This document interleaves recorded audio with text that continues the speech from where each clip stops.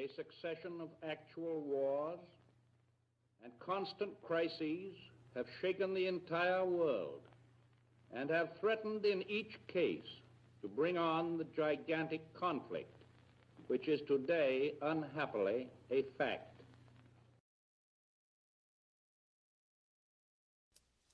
In 1933, Adolf Hitler became the dictator of Germany. Later leading the Germans into World War II, Hitler would torment those who he deemed unworthy to cruel and sadistic punishment. But how has it come to be? How did a man with wicked intentions rise to a level of power unparalleled in his country?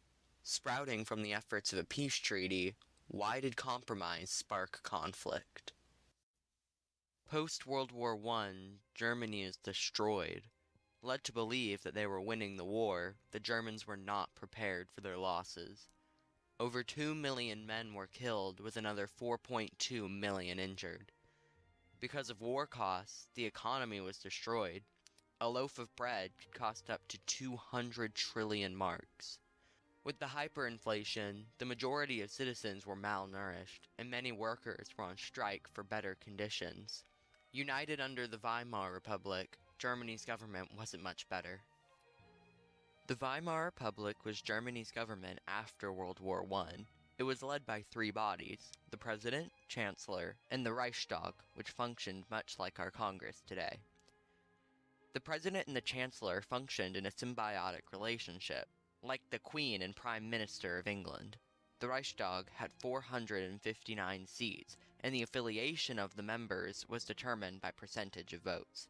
However, despite the infrastructure put in place to help the Weimar Republic, it struggled to survive.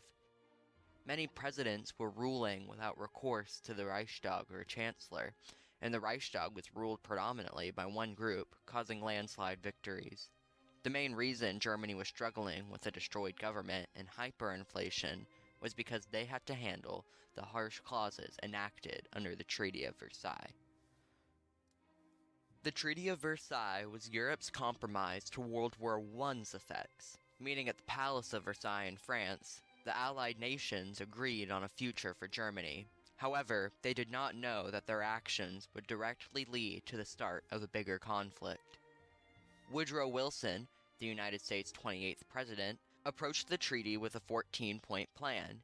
He claimed it would eventually create peace between the warring nations. However, George Clemenceau, the representative of France, pushed for the total destruction of Germany.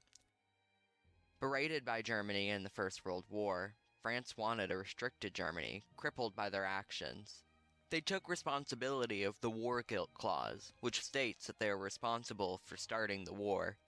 Because the Germans taking responsibility, the Allied powers held them accountable for all debts that were created during World War I. In addition, they left Germany without many of their resources because 13% of their territory was lost. It also let Germany have no army more than 100,000 men. The Treaty of Versailles left Germany in despair, but how did a compromised Germany become the powerhouse of Western Europe? Concurrently to these events, a man, Adolf Hitler, joined the small German Workers' Party in Munich as the 7th member. He was put in charge of producing the propaganda for the organization. Hitler quickly rose to power and became the face of the party. He appealed to the youth of the country and the lower middle class because he promised to secure the future of Germany. The United States was in the middle of the Great Depression. To compensate for their debts, they taxed Germany. He posed himself as just wanting to rid of the harsh ideals imposed by the Allied nations. The German Workers' Party quickly gained support for their 25-point plan.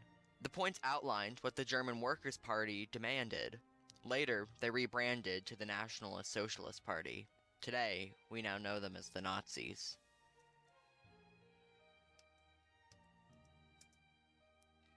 Hitler's newfound position of political influence caused him to run for the president of Germany.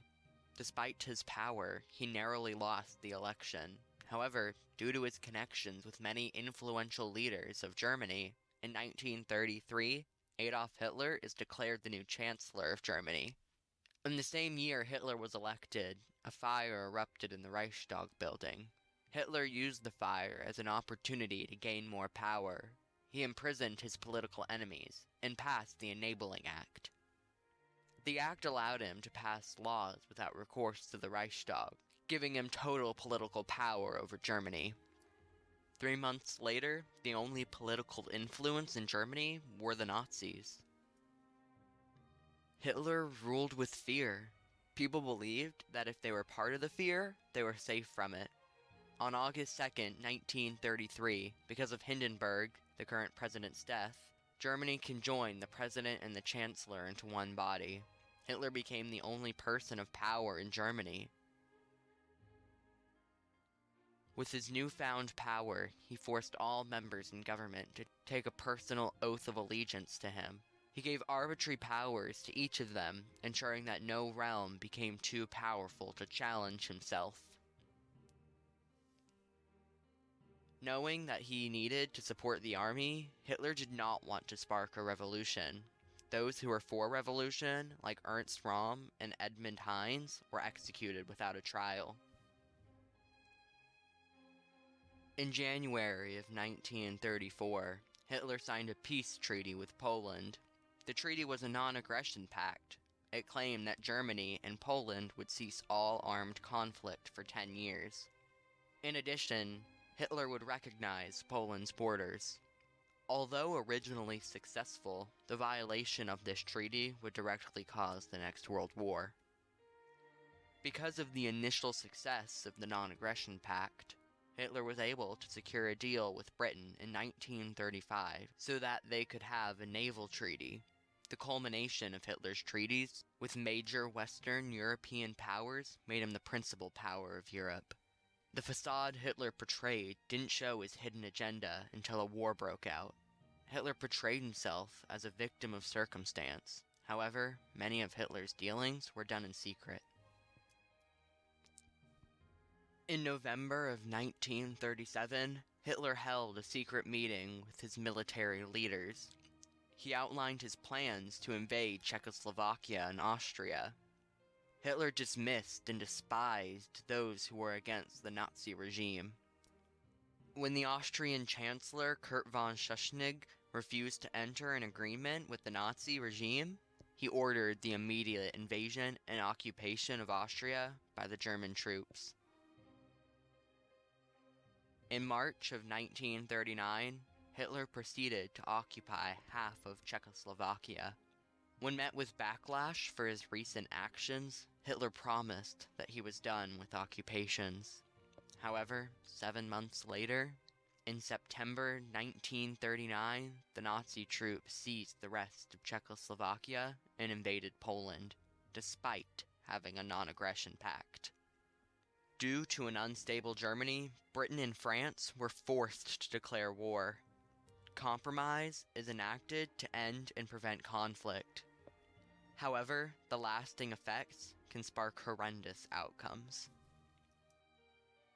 For 4 long years, a succession of actual wars and constant crises have shaken the entire world and have threatened in each case to bring on the gigantic conflict, which is today, unhappily, a fact.